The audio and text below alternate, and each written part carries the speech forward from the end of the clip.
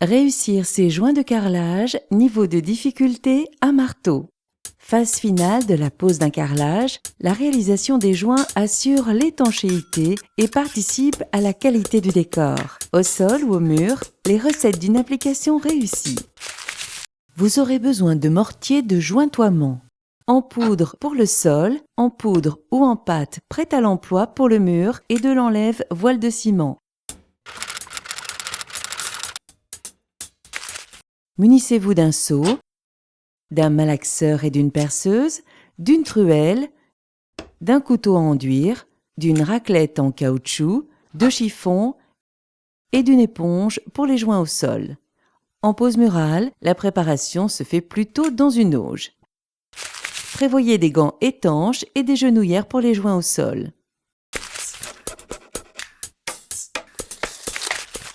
Après plus ou moins 24 heures de séchage selon le mortier-colle utilisé, le sol est prêt à recevoir le mortier à joint. Vérifiez l'état de surface de votre carrelage. Au besoin, grattez les excédents de colle qui remontent à la surface des carreaux ou obstruent l'espace du futur joint et retirez les particules à l'aspirateur. Préparez du mortier à joint pour travailler sur une superficie de l'ordre de 2 ou 3 mètres carrés de carrelage maximum. Déposez la pâte assez épaisse et étalez sans attendre avec une raclette en caoutchouc pour bien faire descendre au fond des joints. Raclez ensuite le surplus de produit en passant la raclette en diagonale par rapport aux lignes de joint pour éviter de creuser.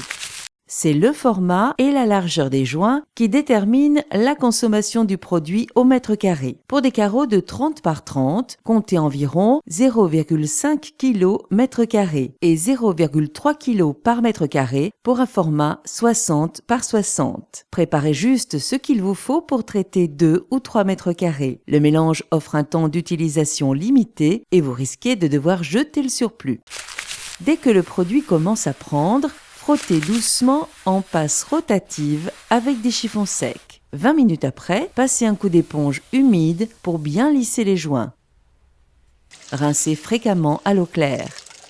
Le lendemain, nettoyez à l'eau claire avec une serpillière bien essorée et fréquemment rincée. En cas de traces à la surface du carrelage, nettoyez avec un produit enlève voile de ciment.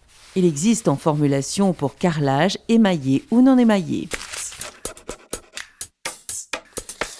Après plus ou moins 24 heures de séchage, selon le mortier-colle utilisé, préparez du mortier à joint pour travailler sur une superficie de l'ordre de 2 ou 3 mètres carrés de carrelage. Garnissez déjà de façon sommaire en poussant le mortier avec un petit couteau à enduire.